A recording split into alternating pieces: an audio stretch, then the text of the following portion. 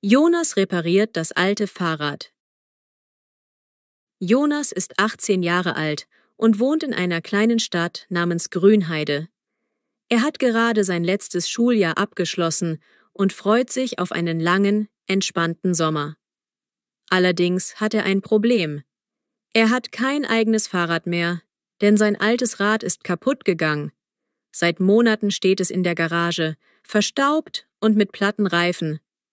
Jonas hatte eigentlich vor, es zum Fahrradladen zu bringen, doch er war zu beschäftigt mit der Schule und außerdem wollte er nicht so viel Geld ausgeben. Jetzt, wo die Ferien beginnen, kommt ihm eine Idee. Warum versuche ich nicht selbst, das alte Fahrrad zu reparieren? Er hat zwar keine große Erfahrung, aber er denkt, ich kann doch lernen, wie das geht, und wenn etwas schief läuft, kann ich immer noch den Fachmann fragen. Am ersten Ferientag schiebt Jonas das alte Rad aus der Garage ins Tageslicht. Er betrachtet es von allen Seiten. Der Rahmen ist verkratzt und hat einige Roststellen, beide Reifen sind platt, und die Kette sieht ziemlich verrostet aus. Das Licht funktioniert vermutlich auch nicht mehr. Dennoch erkennt er das Potenzial, denn das Fahrrad war mal ein gutes Modell, geerbt von seinem Onkel. Bevor er anfängt, denkt er, ich brauche einen Plan. Er legt sich Zettel und Stift zurecht, notiert die auffälligen Schäden. Rost am Rahmen, Schläuche wahrscheinlich kaputt, Kette verrostet, neue Bremsbeläge nötig. Beleuchtung checken, Klingel fehlt. Jonas lacht, als er merkt, dass er sich fast eine lange Liste schreibt. Am nächsten Tag fährt er in die Bibliothek, um ein Buch über Fahrradreparaturen auszuleihen. Er findet einen dicken Ratgeber namens Fahrradwerkstatt für Anfänger. Außerdem schaut er im Internet Videos, in denen Leute alte Räder restaurieren. Er merkt schnell, dass er wohl ein paar Werkzeuge braucht. Zum Beispiel Inbusschlüssel, einen Kettennieter, Reifenheber und einen guten Schraubenschlüssel für die Pedale. Er notiert sich alles. Zu Hause öffnet er die Werkzeugkiste seines Vaters und prüft, was bereits vorhanden ist. Sein Vater hat zwar einiges an Werkzeug, aber keinen Kettennieter oder spezielle Reifenheber. Jonas beschließt, in den Baumarkt zu fahren und sich die fehlenden Sachen zu besorgen. Er legt ein Budget fest, denn ganz billig wird es wohl nicht. Die Eltern sind zuerst skeptisch. »Willst du nicht lieber ein neues Fahrrad kaufen?« fragt seine Mutter. Jonas sagt, »Nein, das wäre viel teurer. Außerdem will ich was lernen und dieses Rad ist noch gut. Ich mache das schon.« Sein Vater schmunzelt und meint, »Na dann, viel Erfolg. Pass auf, dass du nicht die halbe Garage in Einzelteilen liegen hast.« Jonas fühlt sich motiviert, es zu beweisen. Im Baumarkt kauft er also einen Kettennieter, Reifenheber, etwas Rostentferner und eine neue Klingel, die er hübsch findet. Der Verkäufer fragt, ob er den Schläuchen und Reifen traut. Jonas überlegt kurz und kauft sicherheitshalber neue Schläuche. Lieber habe ich Ersatz, falls die alten tatsächlich durch sind. Zurück zu Hause räumt er eine kleine Ecke in der Garage frei, damit er Platz zum Werkeln hat. Dann legt er los. Zuerst reinigt er den Rahmen gründlich mit einem nassen Lappen und etwas Spülmittel, um Staub und Dreck zu entfernen. Er sieht jetzt deutlicher die Roststellen. Mit Schleifpapier und Rostentferner versucht er, den Rost wegzukriegen. Das ist eine schmutzige und anstrengende Arbeit. Seine Arme tun weh, aber er gibt nicht auf. Nach einer Weile sind die schlimmsten Stellen schon besser. Der Lack ist natürlich beschädigt, aber das macht nichts. Jonas überlegt kurz, ob er den Rahmen neu lackieren soll. Vielleicht später, denkt er. Erstmal soll das Rad funktionstüchtig sein. Dann kümmert er sich um die Reifen. Er versucht, Luft reinzupumpen und lauscht, ob es irgendwo zischt. Tatsächlich hört er zischende Geräusche am Hinterreifen, also vermutet er, dass der Schlauch durchlöchert ist. Er demontiert das Hinterrad, was eine kleine Herausforderung ist. Mit den neuen Reifenhebern kriegt er den Mantel runter, sieht einen ziemlich kaputten Schlauch. »Okay, das Ding ist durch«, murmelt er. Also setzt er gleich den neuen Schlauch ein. Dabei achtet er darauf, dass der Mantel nicht zu eng sitzt und dass das Ventil richtig positioniert ist. Als er fertig ist, pumpt er vorsichtig, bis der Reifen Form annimmt. Er freut sich, als er merkt, dass es hält. Kein Zischen mehr. Auch den Vorderreifen wechselt er gleich, um auf Nummer sicher zu gehen. Als nächstes schaut er sich die Kette an. Sie ist sehr rostig, fast steif. Er sprüht etwas Kettenöl darauf, versucht sie zu bewegen. Aber sie knirscht und quietscht. Im Buch liest er, dass man eine rostige Kette manchmal retten kann, aber oft ist ein Austausch sinnvoll. Jonas testet, ob die Kettenglieder sich lösen lassen. Es ist mühsam, doch er bekommt die Kette nach einiger Zeit wieder beweglich. Dennoch ist er unsicher, ob sie nicht bald reißen würde. Er entscheidet, eine neue Kette zu kaufen. So geht er nochmal zum Baumarkt oder einem kleinen Fahrradladen. Dort erklärt er dem Verkäufer, was er braucht. Der Verkäufer empfiehlt ihm eine Standardkette, die nicht allzu teuer ist. Jonas kauft sie, zusammen mit einem Fläschchen Kettenöl. Zu Hause montiert er die alte Kette ab, indem er den Kettennieter einsetzt.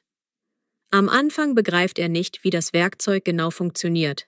Aber dank des Buchs und einem YouTube-Video kriegt er es hin.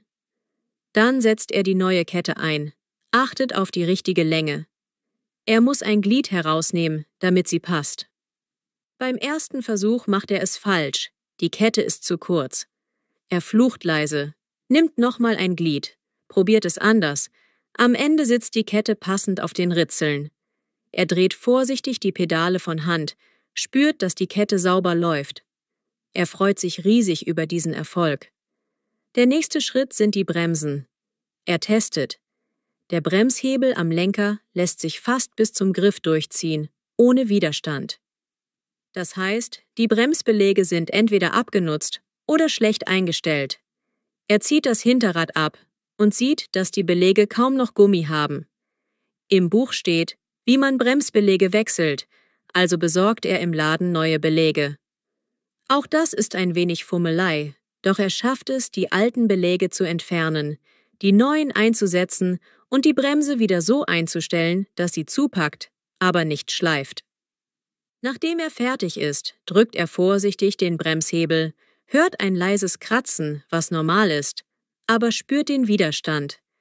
Er testet es, indem er das Hinterrad dreht und dann den Hebel drückt. Das Rad stoppt sauber.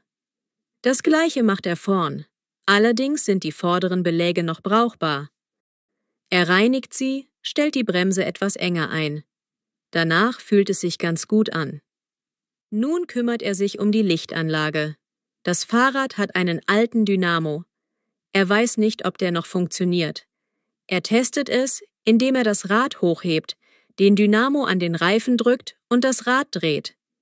Das Licht flackert kurz, dann geht es aus. Er überprüft die Kabel und Kontakte. Manche Stellen sind korrodiert, manche Kabelverbindungen locker. Er reinigt die Kontakte, dreht die Kabel ein bisschen fester. Dann versucht er es erneut. Diesmal leuchtet das Vorderlicht schwach, das Rücklicht aber gar nicht. Jonas runzelt die Stirn, vermutet eine kaputte Rücklichtbirne. Er holt sich eine Ersatzbirne aus dem Fahrradladen, tauscht sie aus. Dann geht das Rücklicht immerhin ein wenig, ist aber ziemlich dunkel. Er überlegt, ob er auf eine LED-Lampe umrüsten soll. Letztlich entscheidet er sich, fürs Erste nur die Birne zu ersetzen. Er kann später immer noch LED nachrüsten. Mittlerweile hat er fast eine Woche mit dem Fahrrad verbracht, immer ein paar Stunden am Tag.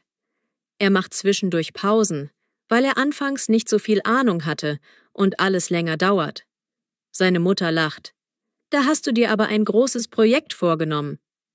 Aber Jonas fühlt sich erfüllt. Er merkt, wie gut es tut, etwas mit eigenen Händen zu reparieren.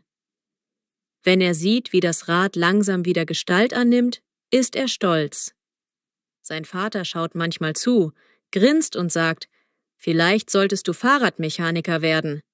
Jonas lacht, meint aber, es sei nur ein Hobby. Nach all diesen Reparaturschritten beschließt Jonas, eine kleine Probefahrt zu machen. Er stellt den Sattel auf seine Höhe ein, pumpt die Reifen nochmal auf den empfohlenen Druck und zieht die Schrauben am Lenker fest. Dann schiebt er das Fahrrad vorsichtig auf die Straße. Er steigt auf, tritt in die Pedale. Das Rad bewegt sich. Im ersten Moment fühlt es sich ein wenig unsicher an, aber es läuft besser als erwartet. Er versucht es hier, die Bremsen zu testen. Hinten bremst es kräftig, vorne auch, aber nicht zu abrupt. Er lacht laut. Es fährt! Es bremst! Er merkt, dass die Schaltung noch knirscht, als er von einem Gang zum nächsten wechselt. Ach ja, die Gangschaltung hat er noch nicht wirklich überprüft. Er schaut an die Schaltwerkrädchen. Diese sind wohl verdreckt. Er nimmt eine kleine Bürste, entfernt den Dreck, ölt sie leicht. Dann justiert er die Zugspannung. Zuerst versteht er nicht, wie man das macht, doch ein Blick ins Buch und ein Internetvideo helfen ihm weiter. Er dreht ein kleines Rädchen an der Schaltzughülle, bis das Umschalten reibungsloser klappt. Danach testet er wieder. Der Schaltvorgang ist jetzt sauberer, nicht perfekt wie bei einem neuen Rad, aber ausreichend für den Alltag. Jonas ist zufrieden. Zum Abschluss kümmert er sich um die Optik. Er wischt den Rahmen nochmal gründlich ab, trägt etwas Klarlack auf die rostfreien Stellen auf, damit es nicht so schnell neu rostet. Er montiert seine neue Klingel, die er gekauft hat, und befestigt einen Reflektor am vorderen Schutzblech. Wenn er das Rad von weitem betrachtet, sieht es fast aus wie ein ordentliches Alltagsrad. Klar, man erkennt Kratzer im Lack, doch das stört ihn nicht. Ihm ist wichtiger, dass es funktionstüchtig ist. Nun plant er einen richtigen Test. Er will mit seinem besten Freund Paul eine kleine Fahrradtour in den Nachbarort machen, rund 15 Kilometer hin und zurück. Er sagt zu Paul: Stell dich drauf ein, dass wir nicht mega schnell sind. Ich weiß nicht, wie gut mein altes Rad sich auf längerer Strecke verhält. Paul hat ein moderneres Bike, lacht. Keine Sorge, wir machen's gemütlich. Am Sonntagmorgen starten sie. Jonas ist aufgeregt, ob irgendwas kaputt geht. Doch alles klappt gut. Schaltung funktioniert, Bremse ist sicher, die Reifen halten. Er spürt, dass sein Sattel nicht super bequem ist, aber das kann er anpassen.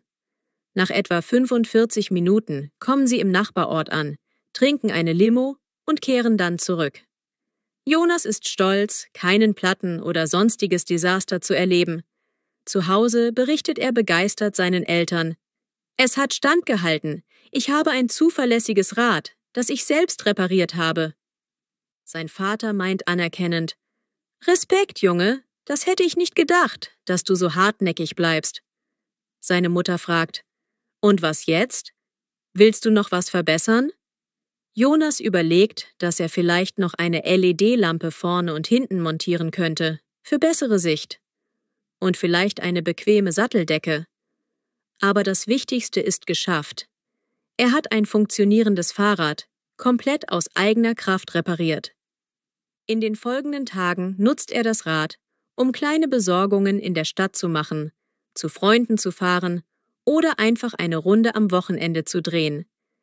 Jedes Mal, wenn er an der Ampel steht, sieht er sein Bike und lächelt leicht, weil er daran erinnert wird, wie es noch vor kurzem ein rostiges, kaputtes Ding war. Er hat nicht nur Geld gespart, sondern auch jede Menge gelernt. Über Schläuche, Ketten, Bremsen, Schaltungen. Er hat Videos, Bücher und eigene Experimente kombiniert, um ein Erfolgserlebnis zu erreichen. Einmal bemerkt er ein leichtes Knacken am Pedal. Er macht sich keine großen Sorgen, sondern checkt mit seinem Werkzeug kurz die Pedalachse, zieht eine Schraube etwas fester und das Geräusch verschwindet. Er merkt, dass er jetzt ein Gefühl für das Rad hat, so wie ein Musiker für sein Instrument. Er kann kleine Probleme erkennen, bevor sie groß werden. Und er genießt die Freiheit auf 2 Rädern. Seine Freunde sind beeindruckt. Einer fragt: Kannst du mir bei meinem alten Mountainbike helfen? Jonas sagt: Klar, probieren wir mal. Und so wird er plötzlich eine Art Hobby-Fahrradmechaniker für den Freundeskreis. Sie kommen mit quietschenden Bremsen, lockeren Speichen oder kaputten Kabeln. Er hilft gern, hat dabei sogar Spaß. Sein kleines Werkzeugarsenal wächst und er lernt weiter. Rückblickend erinnert er sich an den Tag, als er das verstaubte Rad aus der Garage holte, total verrostet und flach. Er hätte es am liebsten weggeworfen, doch dann dachte er, ich will es selber probieren. Daraus ist ein kleines Projekt geworden, das ihn in den Ferien beschäftigt und ihm neue Fähigkeiten gegeben hat. Außerdem ist er jetzt fitter, weil er öfter Rad fährt, statt den Bus zu nehmen. Er fühlt sich unabhängig und freut sich auf jeden Ausflug. Zum Ferienende hin denkt er, dass er sein Projekt würdig abschließen möchte. Er plant eine längere Tagestour, vielleicht 30 oder 40 Kilometer entlang eines Flusses oder durch einen Waldweg. Er bereitet Proviant vor, pumpt seine Reifen auf, checkt nochmal alle Schrauben. Dann startet er an einem Samstag früh, fährt gemächlich eine malerische Route, sieht Felder, ein Naturschutzgebiet, macht Pausen an einer Bank, isst ein Sandwich, hört Vögel zwitschern. Das Rad hält durch. Keine Panne, kein Platten. Abends kehrt er müde, aber glücklich zurück und zählt, dass er insgesamt 38 Kilometer gefahren ist. Ein persönlicher Rekord. Er lacht und denkt, dieses Rad, das ich selber repariert habe, trägt mich jetzt durch die Gegend. Wie toll ist das? Seine Eltern sehen seine Begeisterung. Der Vater sagt einmal, du hast echt Ausdauer bewiesen. Ich bin stolz auf dich. Und jetzt weiß ich, an wen ich mich wenden kann, wenn mein Rad mal spinnt. Jonas lacht. Gern, bring's her. Ich schau's mir an. Er spürt, dass er nicht nur ein kaputtes Objekt gerettet hat, sondern auch Selbstvertrauen gewonnen hat. Dieses Selbermachen-Gefühl, etwas mit den eigenen Händen wieder funktionsfähig zu machen, ist sehr befriedigend. Wenn das neue Schul- oder Studienjahr anfängt, wird Jonas mit seinem Rad zur Hochschule fahren, während andere im Stau stehen oder Busse nehmen. Er wird mit jedem Tritt spüren, ich hab das hingekriegt. Diese Erinnerung an den Projektgeist wird ihn begleiten, egal was er sonst an Herausforderungen anpackt. Er hat gelernt, dass man mit Geduld, Wissen und ein bisschen Mut scheinbar Unbrauchbares in etwas Wertvolles verwandeln kann. In Zukunft möchte Jonas vielleicht noch etwas am Lack feilen, ein neues Design draufsprayen oder ein stabileres Gepäckträgersystem installieren. Wer weiß, vielleicht baut er sogar ein altes Rennrad um. Auf jeden Fall weiß er, man kann mehr selber machen, als man denkt. Man muss nur den ersten Schritt wagen. Und so endet Jonas' Ferienprojekt mit einem stolzen Lächeln und einem verlässlichen Fahrrad, das noch lange seine treuen Dienste leisten wird.